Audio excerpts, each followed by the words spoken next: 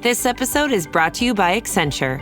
When your advertising operations fall out of sync, everything else follows. Spotify and Accenture are working together to reinvent the rhythm of ad sales, using automation, analytics, and smarter workflows to simplify campaign delivery and access better data across the business. The result? Less time spent on operations, more time connecting brands with the moments and fandoms that matter most. Learn more at accenture.com/Spotify. The new LinkedIn Hiring Pro can't undo your last hire. The human postponer. They were the master of one phrase. I'll circle back on that. But 3 months later, you are the one doing all their work and wondering how big that circle is. But LinkedIn Hiring Pro can take the hiring load off your plate by automating the hiring busy work from the initial job post to scheduling interviews. Hire right the first time with LinkedIn Hiring Pro. Post a free job today at linkedin.com/quality. Welcome to Holocron History, Star Wars Canon vs. Legends, where we take a deep dive into the Star Wars universe, such as characters, creatures, stories, and so much more. Hosted by Ben of Temeria and Kadojo.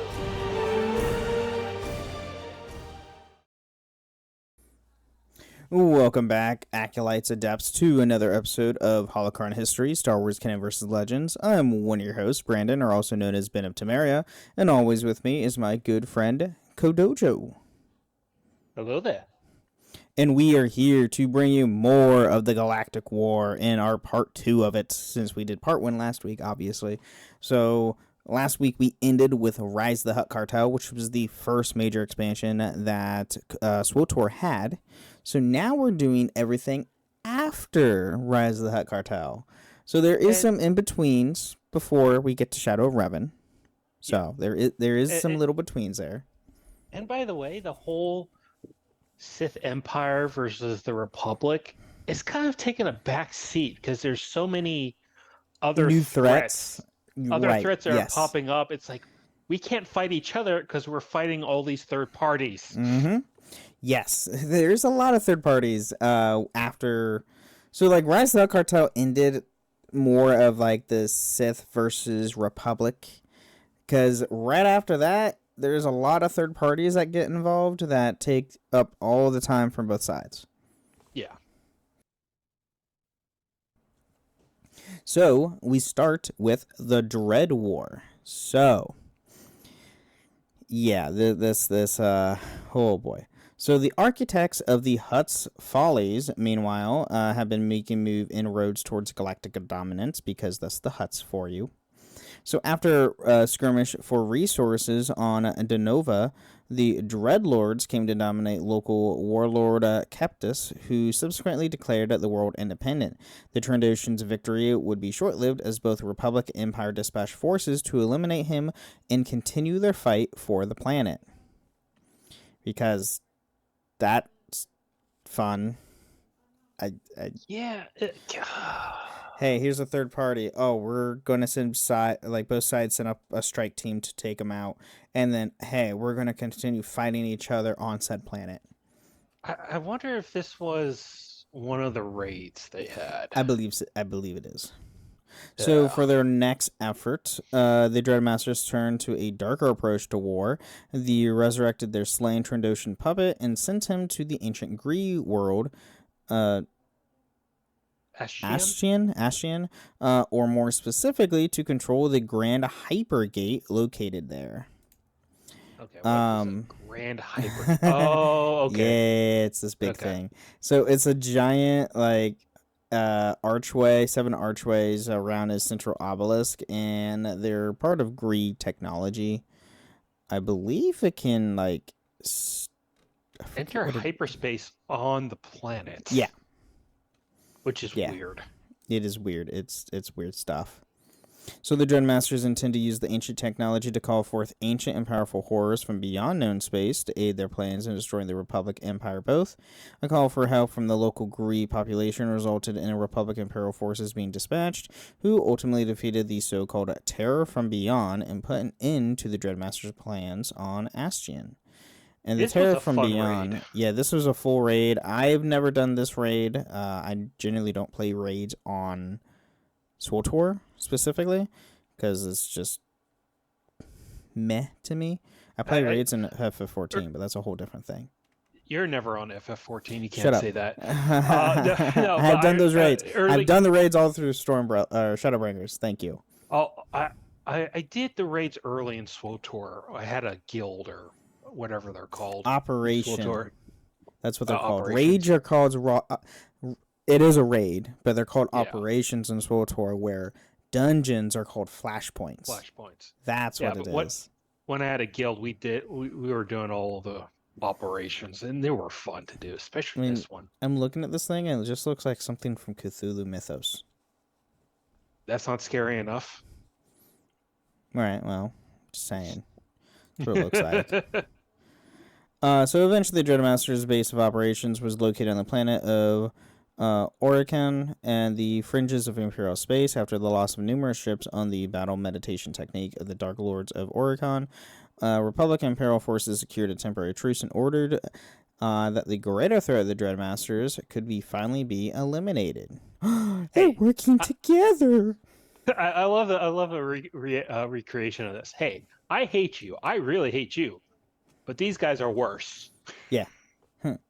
Screw these guys. We're going to kill these guys together. So the Joint Strike Team was able to infiltrate the Dread Fortress and confront the Dreadmasters directly. In the arduous fight that followed, the Strike Team emerged victorious. The Dreadmasters were killed, ending the threat to the galaxy forever. Now there is one that survived, but they lost their memory and their connection to the Force completely. Sure. Like I said, I never played this stuff, so this stuff I don't know.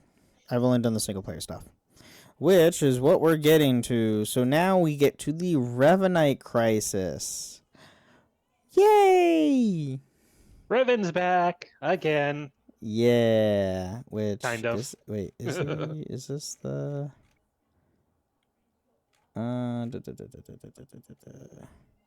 Well, yeah, I don't think I have that in the show notes. Well, it's the Revanite stuff. So, Revan comes back, and you have the Sith Empire and the Republic both team forces because they saw Revan was a huge threat because he's been both on the dark and the light side, and right now it's his dark side version of himself that split from his main body. Like the light side became a Force ghost, and then his other side was in his actual corporeal body that was taken over. Well, to be fair, there was a Revanite cult that pretty much resurrected his dark side and put it in his body, if I remember correctly. Something similar to that. And I mean, the cult, by the way, has been around for a while. It's not like they're new. Since the beginning game. Yeah, they've been around. They were treated as a fringe group and not really much of a threat. Mm-hmm. Joke's on the Imperials. That is true. That is very true. So in the midst of the conflict, Republic agents were contacted by Colonel Rand Darroch and SIS Agent Sean concerning a vital opportunity, a direct assault on the Corbin Sith Academy and Dark Council chambers. The mission was a straightforward smash and grab, seizing data from the Dark Council's database while inflicting as much collateral damage as possible. So this is this is, I believe, is this another operation, or is this this is a solo flashpoint to a certain extent. They can play all. You can more and more. You can do all flashpoints at this point solo, and it's your companion that any of the companions that you can summon, as well as an assault battle droid that comes in to help as a third. At this time, you couldn't do Flashpoint solo, but not when it first came out. Flashpoint. This is a story solo Flashpoint. It's a story that advances the actual mainline story. Yeah, that's what you're trying to get to, right? Yeah. So the mission was a qualified success. The invading Republic forces faced stiff resistance, including Sith researcher Lord Rening and Dark Chancellor Darth Soveris. Yeah, both were slain. Soveris. Both were slain. The Republic forces were successful in forcing their way to the Dark Council chamber and seizing the objective. Ultimately, however, the invaders were forced to retreat from Imperial forces, reinforcing the Academy. Hey, get out of our library. Yeah. And then, unknown to Sean and the Republic attackers, Sith forces under Darth Arcus had begun their own attack on the heart of the Jedi, invading the Jedi homeworld Tython. As the Republic missions to Korriban, the Sith attack on Tython was a smash and grab operation as well. Arcus commanded his strike team to steal the data from the Jedi archives while inflicting as much damage as possible. So it's the same flashpoint. Like, it advances the story the same way. It's just there's two different versions specifically for Republic and Sith. Yeah. Because you know that that's how they do things in the game. Post you know that class meme story. where you have those two cars passing by each other and they're both looking at each other like, wait a second, you're here too, as they drive by. Yeah, It's pretty much. I know it's from a TV show. I can't remember what it's called, but I don't remember. So Sith forces invaded the Jedi homeworld, launching an assault with weapons based on the Isotope 5 technology acquired at McNeb. Their landing force successfully fought past the Jedi defenders, slaying intruders Liam Denitri and Jedi Council member Master Auric Trollis. Before stealing the data they came for, the tide of the battle turned with the return of the Republic Strike Force from Korriban, which secured the temple grounds and forced out the Sith attackers. Now, this is obviously... Guarantee you the raids canceled each other out.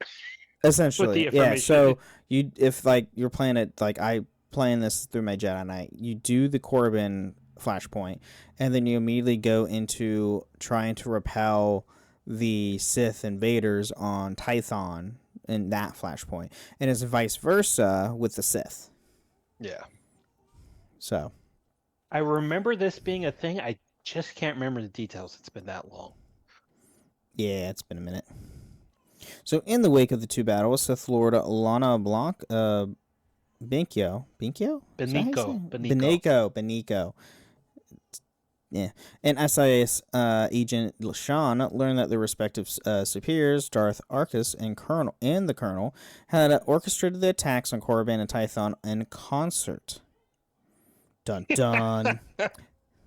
Worse, the data thieves of both locations had pertained to Rakata artifacts, the immensely powerful race which had ruled the galaxy a millennia in the past. Of necessity, Bianco and Sean entered into alliance in order to track down the high-ranking traitors. What? This is the weirdest excuse of, hey, you got the data I require, and I got the data you require. Let's How about we up.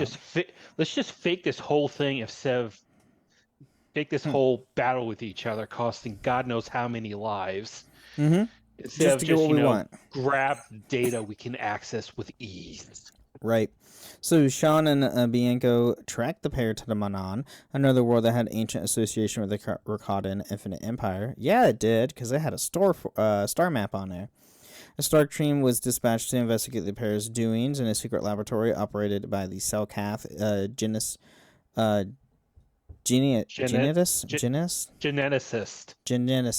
It's specifically genetics. It's that type of scientist. Gorma. After freeing the Wookiee detainee Jakaro, a strike team was eventually able to track down Gorma, who revealed to them the experiment had been conducted on behalf of Arquerus and Darork, which are the, Sith Lord and Colonel. The implantation of Rakata technology in living creatures in order to create a new infinite army. The team destroyed the facility, but was unable to apprehend Arcus and Darok, who had already escaped with the research data. God, I do not remember this at all. I remember this because I remember Jakaro. He's a Wookiee, and he's great, and he's freaking hilarious. But especially, he's the one that's wearing the... Well, it's not until, the later expansions, I think the Internal Throne? Or Fallen Empire, one of the two. You meet him again in one of those expansions, and he's wearing a droid on his back, and the commentary's freaking hilarious. The droid's a protocol droid too, so it's like a C-3PO and Chewbacca situation. It's hilarious. Yeah. And he's got a artificial limb too. Yeah. Mm-hmm. Yes, he does. He has prosthetic. But I thought he was a companion for one of the No, Republic. you're thinking of oh shoot. Is it not Bodar? Is it Bodar? I don't know.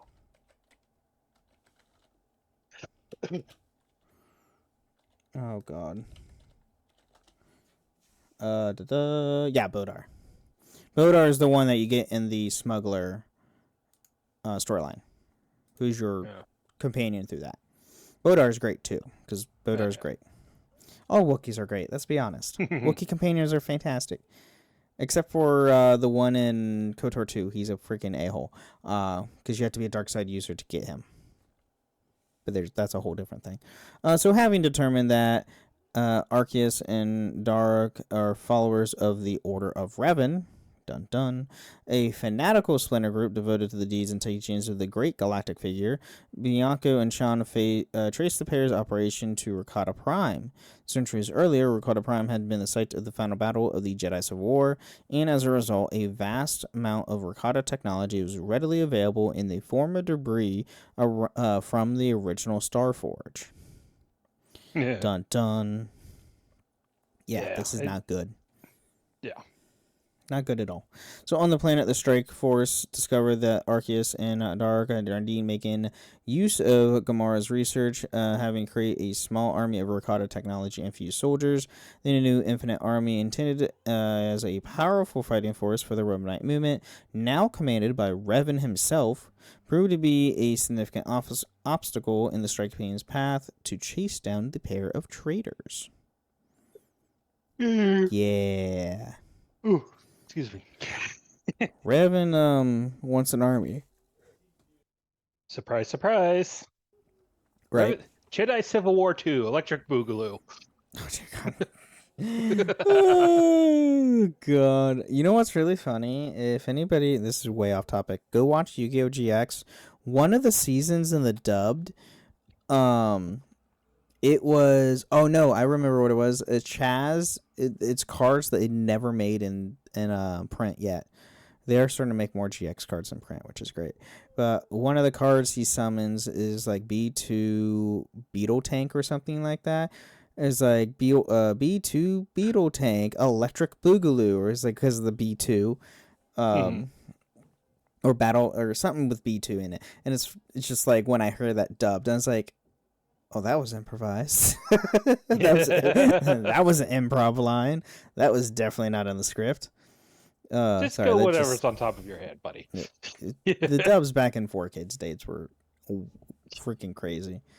So eventually, the team was able to pursue the traitors to the summit of the Temple of Ancients, where the factions engaged in a fierce battle. The strike team emerged triumphant, having slain both Colonel Daruk and Darth Arcus, when a fleet of starships of both Republic and Imperial design appeared in the skies above. Whoa, no. Hey, look who finally showed up to the party. Right. And then a massive hollow projection of Revan addressed the strike team, informing them that the loss of Arceus and Daruk were merely a setback, and that he did not truly need the Infinite Army and had been working toward. Closing the transmission, Revan's fleet began to bombard the planet below, destroying both the temple and the remnants of the new Infinite Army. Because Revan doesn't care. I don't need anyone. I am a strong, independent, dark side user. I don't need no one. It's also Revan. Yeah. Like, Revan doesn't need help. No. So in the aftermath of the disaster on Rakata Prime, operatives of the Joint Strike Force found their leadership scattered and in disgrace. Lana Beniko found herself with the Imperial bounty on her arrest for her role in the death of Dark Arcus, a member of the Dark Council, while Shan learned that his official status as an SIS agent had become a disavowed rogue agent apprehended on sight. Oh, please. For the death, the only reason she got a bounty is because she got caught. Because I can guarantee you they were killing each other left, right, and center. Only difference is most of them didn't get caught. Mm-hmm. So regardless, the pair agreed that the Revanite threat continued to pose a significant danger to both sides and chose to go undercover to continue investigating the Revanite movement. Was this in the game or was this a book? No, this is in game. This is in game because they don't have any of the I do- Revanite stuff in the books. God, I do not remember this. All right. Most of the book stuff is typically before the events of the game starts. So Revan, Deceived, and Fatal Alliance were before they started the game. And then the Annihilation, the one with Theron, was just like before his introduction into the series or into the game. Okay. So, but everything like this is all in game. So, because I believe this is a flashpoint, if I'm not mistaken. So, sometime later, allies in the erstwhile anti-Revenant coalition discovered that coordinates to Rishi had been entered into their starship's navicomps, and for various reasons set off for the distant world. Rishi. Yeah, Rishi. Do you not remember this one? Oh, yeah. Okay, I remember this. So shortly after arrival on the lawless planet, the agents learned that the navigation data had been entered by Bianco and Sean, who had followed the trail of their investigation to Rishi. Though they did not yet know the reason, they had learned that the Revanites had engaged in the local Nova Blade pirate group to harry interstellar traffic in the region, which had curious effects of shifting galactic traffic patterns in the area. First off, great name, Nova Blade. I like it. A little jealous. With the pirate group, yeah. It's like, oh, they actually have a sense of flair. Too bad they look like what's our favorite pirate's name again? I can't remember. My brain's not working. Hondo's group. Ragtag. Wait, are they Weequay? No, I'm just saying they look ragtag, that's all. Oh, okay. I was like, I don't remember seeing many. I don't know if they have Weequay in the game, do they? Maybe. I don't remember. Like NPCs, maybe. Well, yeah, we don't have any for especially in Hutta space. So, with few options available, the group decided to seek the assistance of local clan of Mandalorians who had their own grievances with the upstart Revanites on planet, though she forced Imperial and Republic operatives in completing a series of challenges in exchange for information that the enigmatic Mandalorian leader Torch, in truth a retired Shae Vizsla, ultimately relented. Vizsla revealed to the heroes that the Revanites had been quietly amassing a fleet of warships on Rishi's planet's surface. Remember this. This sucked. This was not fun. Shae Vizsla, by the way, was the one who disabled the temple security to let Malgus in. She worked with Malgus, and she may or may not do that again in the current expansion. I wonder if she was the one who stole the Dark Blade. You mean the black saber? Dark saber? I wonder. The Dark saber. I wonder if she's the one who stole it. She's not canon. Yeah, hey, in my head, canon. And by the way, it was stolen well after her time. In my head canon, she stole it. Oh, whatever. In the meantime, Theron Shan had been captured by Revanite forces while infiltrating and investigating one of their facilities. A short while later, the anti-Revanite forces were able to rescue Shan, who had learned that from Revan himself that the goal of the cult's machinations was to draw fleets from both the Republic and Empire at once. No, what? By the way, if it isn't obvious, you're the anti-Revenant force. Yeah, and it's both, and the way that why they call it that is because it's both light and it's both the Republic and Sith characters. So that's why there's not a differential between the two. Yeah. So with bulk of both fleets present, scores of Revanite saboteurs posted in every ship, and jamming signal preventing fleet communications, Revan hoped to cripple both sides. To his mind, this was clearing the board so he would be able to challenge the Sith Emperor without interference. Hey, I want to fight the Sith Emperor, who's already dead, without interference. Technically dead, but he's not dead. So the Revenant plot was very nearly a success. The Republic Imperial fleets arrived in orbit over Rishi, and finding the communication signals jammed, began battling their unexpected enemies. Meanwhile, on the surface, Shan had acquired files containing the names of the fleet saboteurs, but had not yet been able to slice into the files to obtain that information. I got the info, just can't access it. Pretty much. So Who put the this deadbolt on here? So the strike force quickly set out to destroy the signal jammer, while Sean continued working in the breaking into the files in the hope that he would be successful by the time communications once again became possible. Both Sean and the strike force emerged successful, halting the brief but bloody battle in orbit, convincing the leaders of both fleets to meet on the planet's surface. Hey guys, remember, Revan's the enemy here, not each other. It's not us, I swear. So the Imperial Fleet's commander, Darth Marr, agreed to meet with the anti-Revanite group on the surface, as did the Republic's fleet leader, Theron Shan's estranged mother and Grand Master of the Jedi Order, Satele Shan. Dun, dun, dun. Yeah. But, yeah, Darth Maul is actually a pretty cool Darth Sith. Marr? Marr, yeah, sorry. Marr. It's like, Maul is cool. Don't get me wrong. Maul's awesome. Wrong Sorry, timeline. Wrong era. I watched the latest episodes. I got him on my mind. That's fair. But Darth Marr is... Oh, he's sick. He's good. He doesn't show up very often. He shows up in the Revan expansion, and he does show up in specific points in some of the class story stuff on the Empire side. Yeah. And then he's again in Knights of the Fallen Empire as well. But that's where things kind of go sideways for him. So there's that.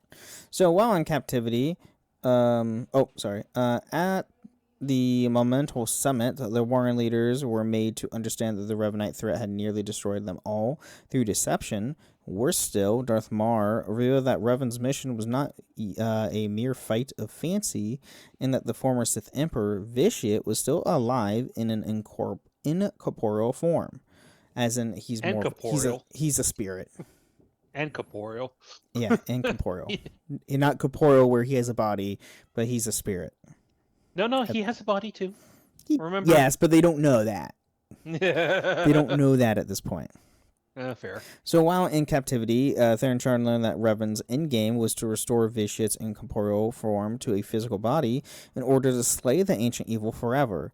Similarly, the former Sith Emperor planned to restore to a body in order so that he could continue forward his original goal of draining all life in the galaxy.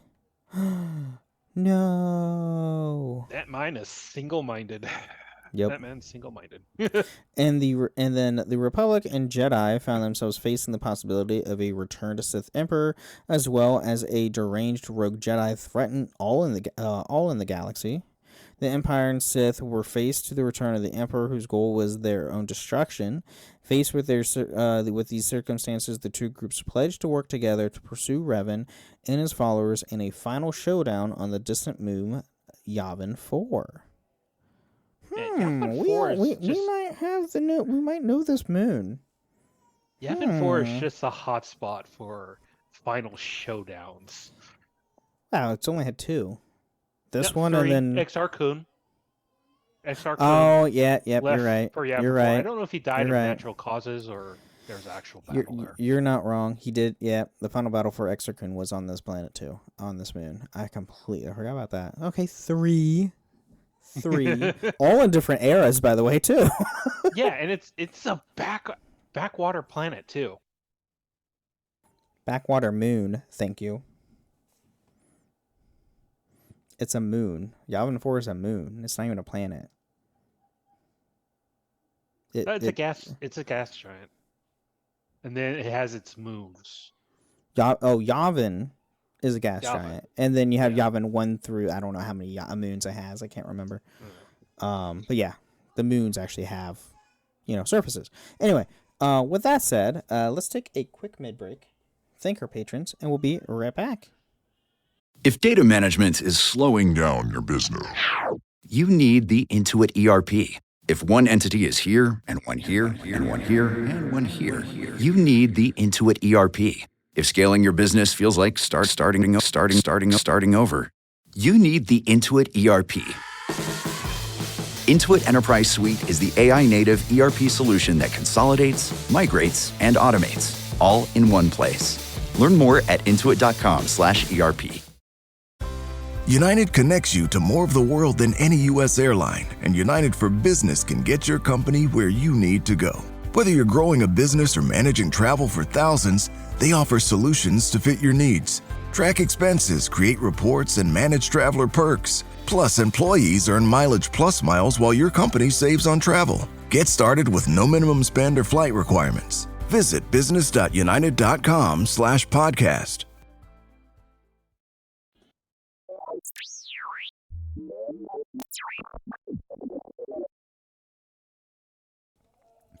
All right, welcome to the middle of the show, and I apologize for screaming toddler in the background. If you do hear it, I apologize now. Welcome to the middle of the show. We're talking about everything with the podcast, and there's nothing to do with the lore of Star Wars. Here, I want to thank all of our amazing patrons. Thank you guys so much for supporting the show, and a huge thank you for everyone listening. It truly helps listening to the show and helping support us and keep us doing this. And if you want to support the show, you can go to patreon.com/holocronhistories, where you can get ad-free episodes or even join us once a month on the show itself at the end of each month of a topic you're choosing. You can also, oh God, she's going crazy. And you can also leave us ratings, reviews on Apple and Spotify. Leave 5-star review on Apple with some words, or a nice Spotify comment. Read it out loud next time on the show. Which, let me double check. Apple. Nope, we do not have any, and she is going ballistic. I don't know if you can hear this, Dojo, but oh my God. I cannot wait till they move.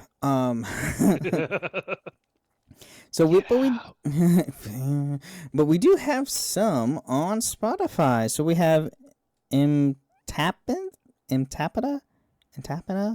sorry if I say that wrong. On our last episode of Galactic War Part 1. So I absolutely love this podcast. I usually listen to it when I'm trying to fall asleep.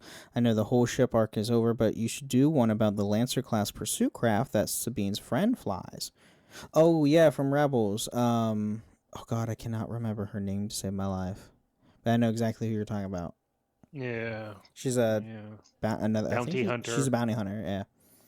And then Warmeister, back on our Crimson Dawn episode. Oh my God, that is forever ago.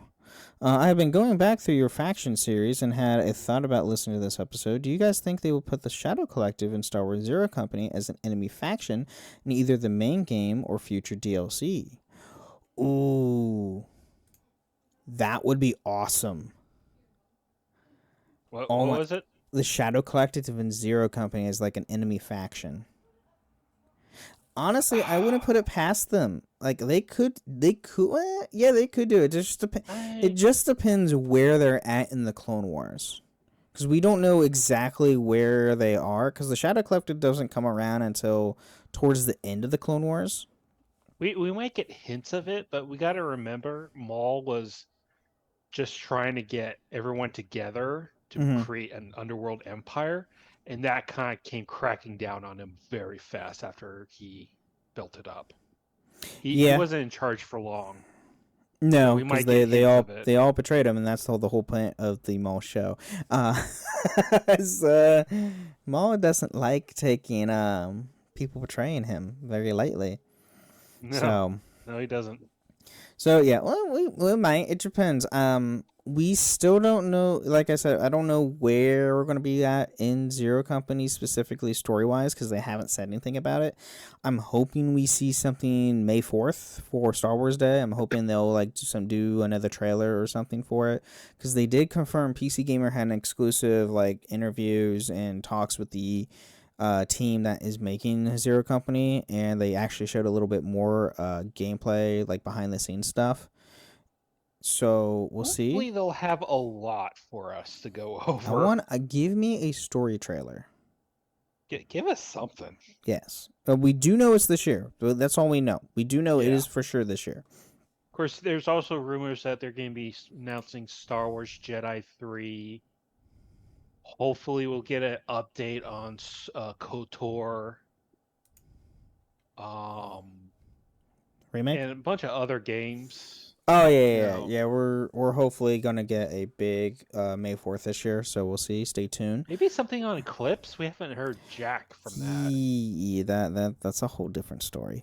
The studio's not doing well. Oop. They have the majority of the game built. It's just it's slow development time right now because I guess the parent company might sell the studio. Uh-oh. So we don't know for sure there. by the way. But Saber Interactive still working on KOTOR 1 remake. That's all I care about. Yeah. By the way, Kitsu Onyo. For what? Bounty Hunter. Oh, for the Bounty Hunter. Oh, okay, cool. I was saying, I just saw you pinged me, and I was like, what was this? It's like, I don't know this name. Mandalorian Bounty Hunter. Okay. So, yeah, stay tuned for that. You can also find us in different Discords. The Robust Radio Discord at robustradio.net, as well as my own Discord server, the Band of Friends Podcasting Discord, where you can find this show and all the other shows that I host, which are the Dragon Ball Lorecast, the Final Fantasy Lorecast, the Gundam Lorecast, the Wizard World Lorecast, and the Witcher Lorecast. So, I do a lot. Go check all that out. There's plenty of content for you to listen to. If you like listening to these shows, because I mean, if you're listening at this point at 178 episodes, I'd imagine you like hearing my episodes. That's what I assume anyway. So go check out my other stuff. It's awesome.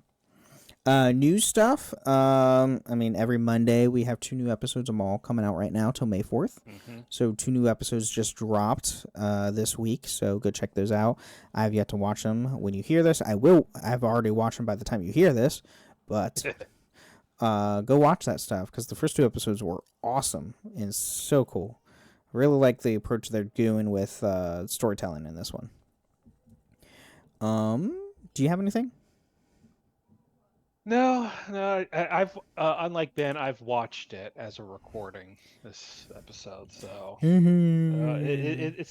pretty good. They're pretty good. Hopefully good. they'll move along in the next episode, move along with the story. So at first I thought you said Moogle long, and I was like, what? Moogles? This is not Final Fantasy. I was like, what about Moogles?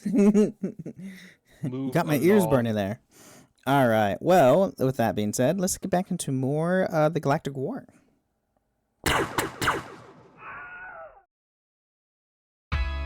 This episode is brought to you by State Farm. Listening to this podcast instead of doom scrolling? Smart move. Another smart move? Getting help from one of State Farm's 19,000 local agents when you choose to bundle home and auto. Bundling, just another way to save with the Personal Price Plan. Prices are based on rating plans that vary by state. Coverage options are selected by the customer. Availability, amount of discounts and savings, and eligibility vary by state.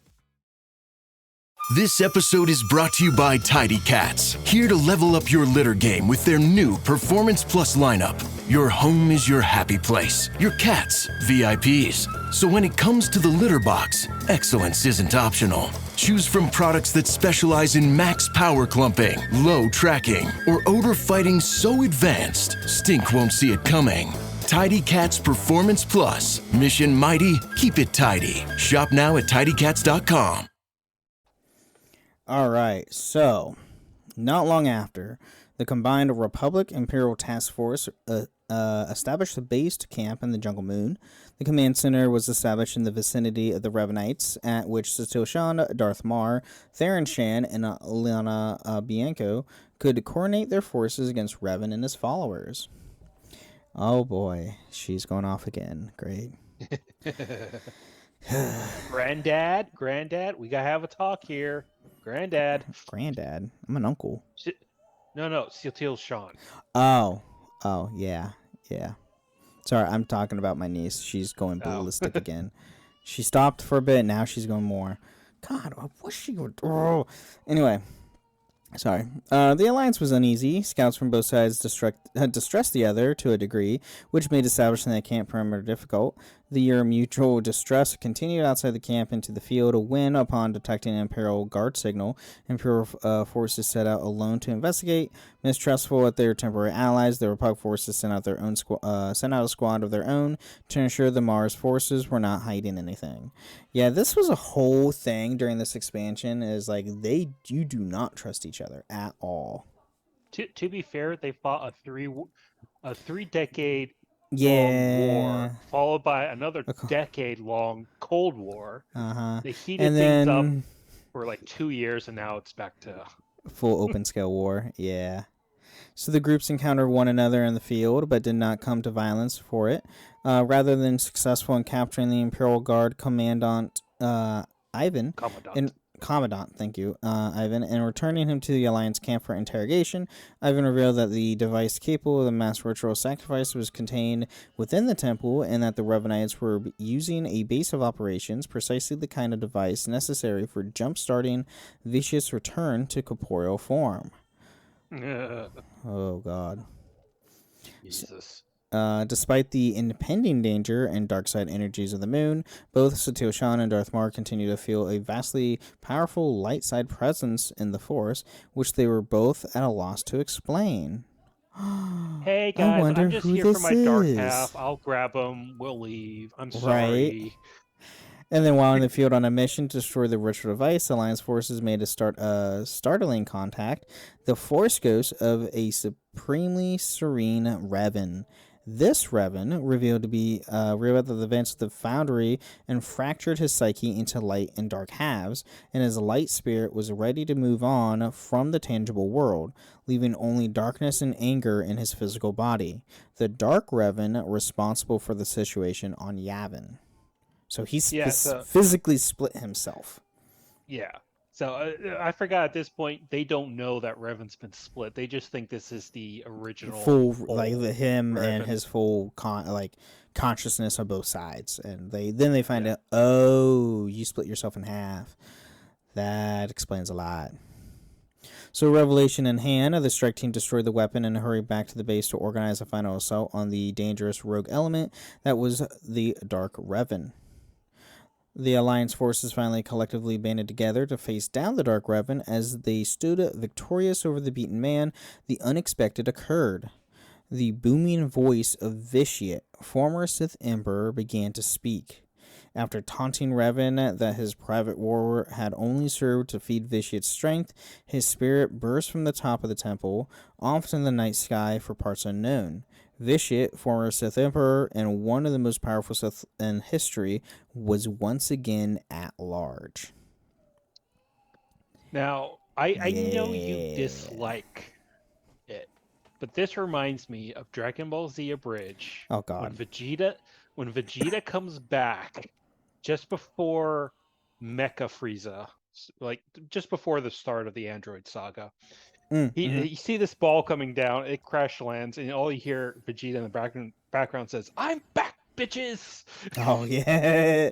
Yeah. This is why I imagine Vitiate is like, "I'm back, bitches! Bye!" Hey, pretty much. So, utterly beaten, the Dark Revan merged with his light side spirit, whose whole and at peace once more. Revan finally chose to move on, leaving no worldly remains. Yeah, he's finally at peace in the Force. Which is great. You committed mass murder not he 5 minutes ago. He was supposed to be gone, 300 years ago, prior to this, because Vitiate kept him alive for over 300 years, and expended stasis, because that's great. Oh yeah, that does wonders to one's psyche, I'm sure. Right, we see that, right?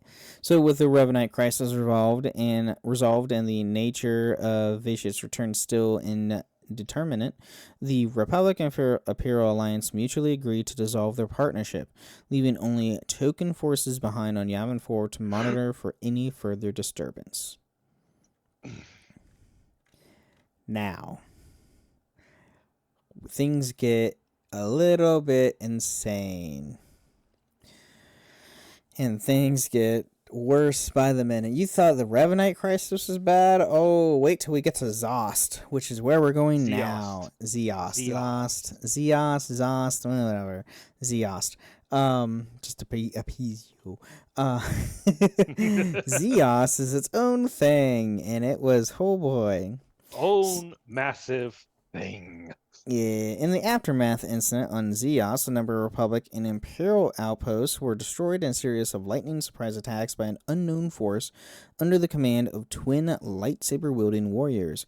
Suspecting a connection between their attacks, Darth Marr organized a joint Republic-Imperial task force to investigate the region the warriors had come from, Wild Space.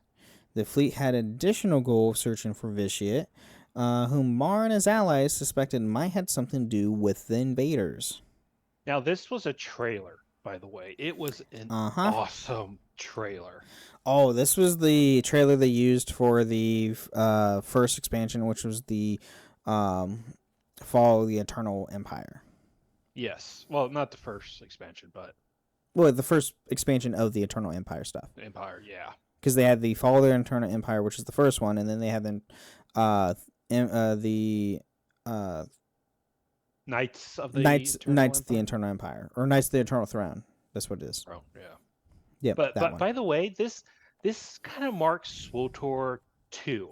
Sort of like how there's Destiny and Destiny 2.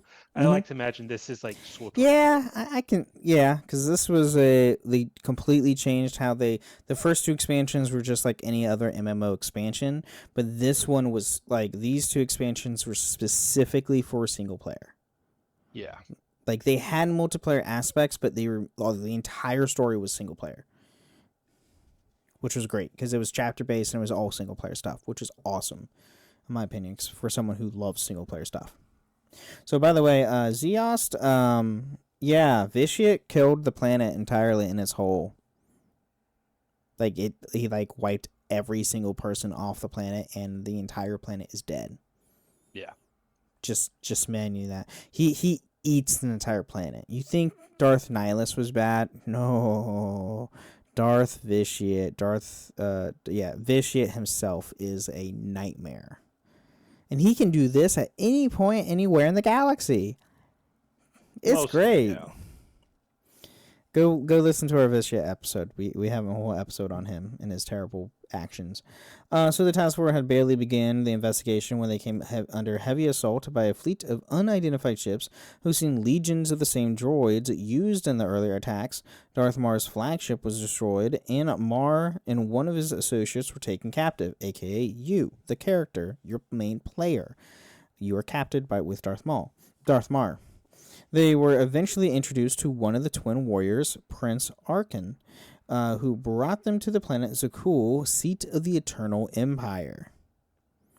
Dun dun. Yes, Vitiate's other little pet project that was going on. What, the Eternal Empire? Yeah. Yeah. Because he had the Sith Empire going on. Then he found Zakul and that technology, which I don't think we ever get a full explanation of where that technology come from. Even the Zakulians were like, we're not sure where this came from. It's stuff after, I think it's after Knights of the Eternal Throne. I think, yeah, it's after that stuff. You do eventually find out. Let me just put it like this. I didn't get to the part where the crazy sister took over the Empire. I didn't get that far. Okay, yeah. So it's after that stuff is where you find out how they get all the tech and everything, or where they found it. So once there, Marr and his ally immediately recognized Arkin's father, Emperor Valkorion, as the Sith Emperor himself. In the ensuing struggle, Darth Marr and Valkorion were killed, and Arkin assumed the throne and froze Marr's associate in carbonite. That's you. You're frozen in carbonite. And you're an associate. No matter what character you are, you could be Sith, you can be smuggler, bounty hunter, imperial. Everything agent. from Raz the Hutt Cartel, or everything after starting with Shadow of Revan and on, it's like it doesn't matter what side you're on. The story's going to play out the same way, essentially. Yeah. So blaming this Outlander, because that is your new moniker they use, as for an everyone title, for Valkorion's death, Arkin declared war on both the Republic and Empire. The war was a disaster on both sides, with the Eternal Fleet swiftly revealing its superiority. Coruscant and Dromund Kaas were fully blockaded within a year. Eventually, both sides sued for peace. Supreme Chancellor Soresh was overruled by the Senate in the matter, while the Ministry of Logistics stepped in for the now defunct Dark Council and the other departments of imperial government. The treaties and the subsequent regime changes on both sides effectively brought the Galactic War grinding to a halt. Now, because they have one gigantic pain taking them over, both sides. Now, what were they doing beforehand? Because in the trailer, you see them attacking Korriban. You see them attacking in their skirmishes, but like the Republic and Empire had no idea where any of this was coming from. And I think there were like things. This is stuff I believe in the outer rim on both sides, rather than in the mid or core, because that way it doesn't cause more of a immediate threat to where they can swoop in and surprise everyone, kind of a thing. So the end stages of the conflict left devastating after effects upon the galaxy. The Galactic Republic and Sith Empire, which had ruled the galaxy as the two dominant galactic superpowers, were now under the thumb of the Empire of Zakul. Not only this, but the conflict also changed the internal workings of both governments. Yeah, it did. Yeah, essentially they started just blaming each other internally, not the other superpower, but within their own. Yep, and in the Republic, the power that the Chancellor Suresh had gained during wartime amassed her enough control of her to overrule or override the Senate in military affairs. Many believe the Republic had lost its soul because of this shift in power. Suresh's regime became viewed as increasingly more and more authoritative in nature. Yeah, Suresh is not a good person, mind you. If I remember correctly, she comes. Are we talking spoilers at this point? Can we talk about spoilers? This expansion came out like 10 years ago. Okay. I think at Roughly. some point she comes and tries to take over your own organization. Yeah, she does. Okay. Oh, she does, and I kicked her out quick. And I was playing a Jedi during that, so I saw that she was trying to take over. I was like, no, because she thought like at the point where like she says your character's dead, and then you come out of like, excuse me, what? I'm right here, and she tries running, and I was like, yeah, it's not gonna happen. So, and at least in one occasion, a group of soldiers attempted to have her arrested. Though one member of the group warned at Suresh, the rest were quietly arrested. While Suresh was eventually removed from office due to term limits, she continued to leave through a puppet chancellor. Yeah. And then Darth Senia, meanwhile, took advantage of the absence or death of the other Dark Counselor or Chancellors. And the Empire's wrath had declared herself Empress of the Sith. Yeah, she was also. She wasn't too bad. This one wasn't too bad. Yeah, she still tried to screw you over. Yeah. So the Eternal Empire exacted a heavy tribute from both sides, mostly on raw materials. The tribute was slowly destroying the Republic and Imperial economies. To make matters worse, both sides were secretly rearming themselves in the hope of finally crushing each other, all while refusing to see that Zakul became the center of the galaxy, because both sides are stupid and they can't see the common threat. Yeah, it's like. Oh, damn you. This is. I'm sure at some point they finally got their heads together. Like, no, it's their fault, and pointing at each other. Pretty much, yeah. So realizing something that needed to be done, Lana Bianco organized a raid on Zakul to free the Outlander, hoping that freedom would be the catalyst needed to spark the galaxy into action. And Spoiler oh boy, alert, it does. It does definitely start the galaxy and to get into action and fix things as they should be. And also, you were, by the way, frozen in carbonite for 5 years, so everyone thought you were dead. So that's great. So that's wonderful. And by the way, the heavy tribute and raw materials was actually a pretty genius strategy right there. Oh, absolutely. Arkin was like smart to run. Yeah. He was very smart running the Empire as he was. Yeah. The only thing his downfall was his obsession with his father. Yep, and the Outlander. And the Outlander. And the Outlander. If it wasn't for that, I'm sure he would have been a fine emperor. Yeah. You can turn him to the light side and have him, redeem and try to fix his past mistakes, which is nice, which is I did in my playthrough. If you have not played through this stuff, I highly recommend playing through the Jedi Knight storyline with this, because it comes full circle with the whole Vitiate Valkorian thing with that storyline specifically, and it makes a lot more sense with the gameplay or with that, like how the story elements and everything tie together. Yeah. Because you have a history at that point with the Emperor. You have a history with the Emperor. You have history with like most major players that happen. Also, T7's the one that comes and saves you with Lana. So it's seeing him again as the first person, like one of your first companions that wakes you up. It's great. It's wonderful.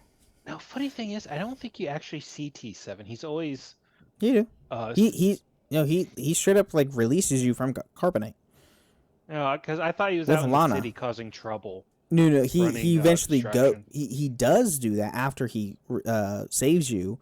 After he saves you, Lana accompanies you, and then T7 goes on his own thing and tries to cause as much chaos as possible, and no one's going to suspect a droid. So that's how droids get away with everything. But anyway, that's this week's Galactic War. So fun stuff. Yeah. So, by the way, this is like the third Galactic War or something by this point. Yeah, that's true. Because you had the whole Revanite incident. They both Republic and Empire kind of cooled off with each other for a little while. Then Sakul attack, and that caused like the third great Galactic War. Yep. But do you have any final thoughts on this at all? There is just so much potential for this era. That's They Disney needs to do something. Absolutely, just say it's canon. That's all they need to do. They don't need to do anything. They just say, "Hey, these specific games are canonical now." Done. Like they don't even have to do anything. They just say, "Hey, it's in the canon now. These things happened." That's it. That's all we need to say, have Disney say. That literally is it. Honestly, if they are going to say that, it's going to be after the KOTOR 1 remake or after Fate of the Old Republic. One of those two. Because, let's be honest, if KOTOR 1 is getting remade, we know it's happening. It's still in development.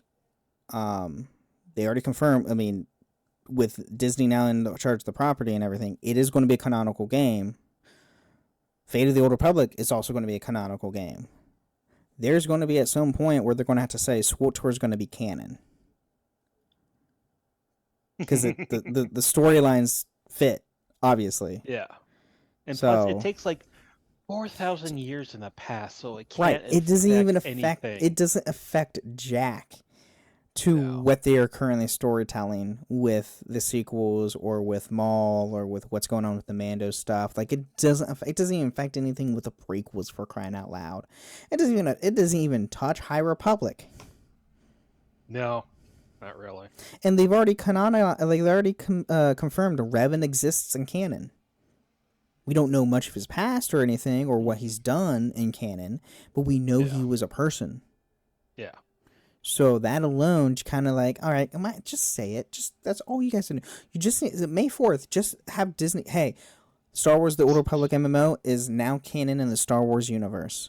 Go have fun, play the game. Done. And you will make so many people happy. So many people.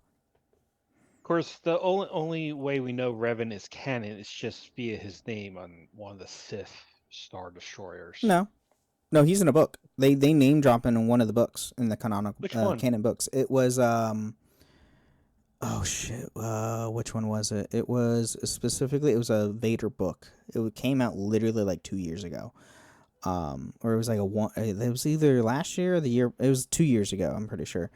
It was specifically Vader with Palpatine. Secrets of the Princess? Is that what it's called? Let me see. I've said it before on the show. Secrets of Power. I think. Oh no, sorry, that's TCG. Don't quote that.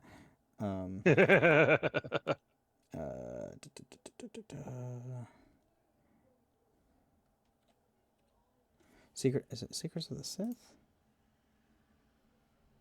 No, that's not it. Dark Lord, The Rise of Darth Vader? No, that's a reference book. Oh no, that came out in 2005. Shoot, what was it called? Oh, this is gonna bug me, man. This is gonna bug me. Canon books. Lord of the Sith, Thrawn Alliance, and Tarkin. Oh man, why is it always at the end of the show It has, I think, Vader and Palpatine on the cover. Lords of the Sith? Is that what you're thinking of? Maybe? Let me see. Star Wars. That came out like a decade ago. No. This is like really recent.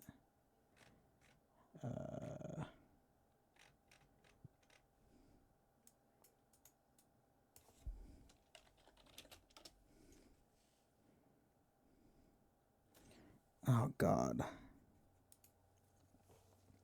Oh, wait, what was that? Lord of the Sith. That wasn't a I decade think that's ago. the only... Oh, these are released in freaking... This is chronological. God dang. Lord of the Sith is the only one that keeps popping up.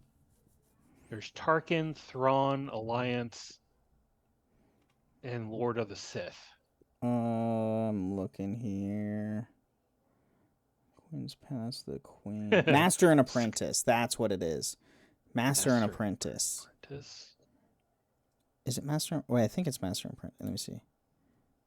Master and Apprentice. No, that's the Obi-Wan Qui-Gon one. That's not it. Yeah.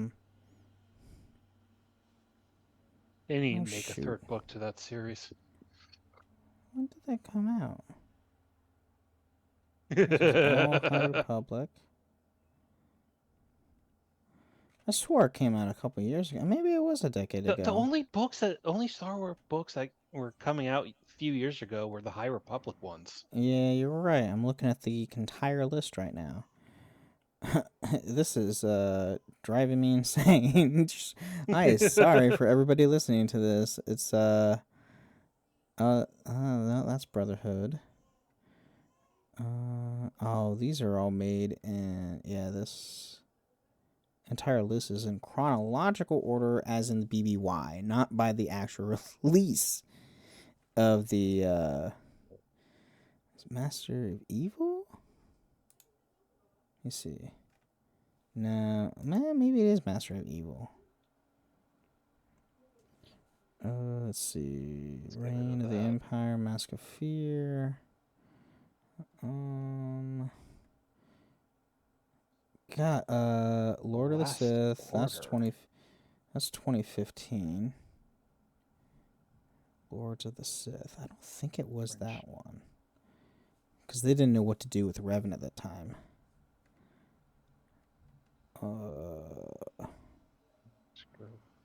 Yeah, it's one of the books. One of the books literally has like freaking Revan is mentioned briefly. God, this is gonna drive me insane, man. Why is there so many? There's so many canonical books. I didn't realize. Master of Evil? It might be that one, because that one was newer. Oh boy. When did it come out? 2025. Yeah, that was last year. I don't think it was last year though. I would have remembered. Oh, I thought I would remember now.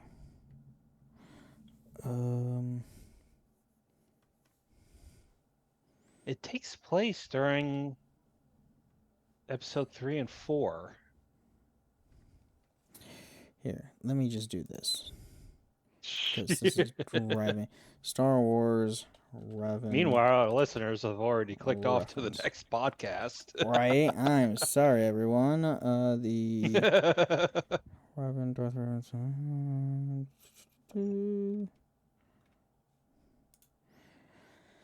Let me just look at his freaking canon page. I don't know why I just didn't do that.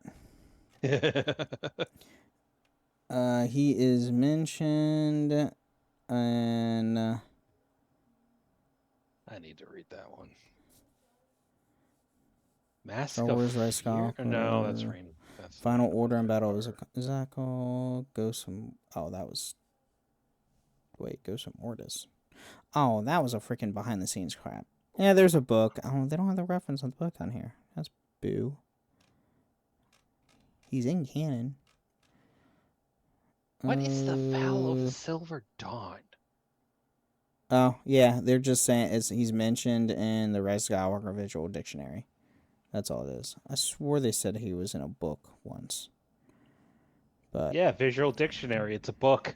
there's also the new essential chronologically established Revanite Stranger's male canonized light side ending.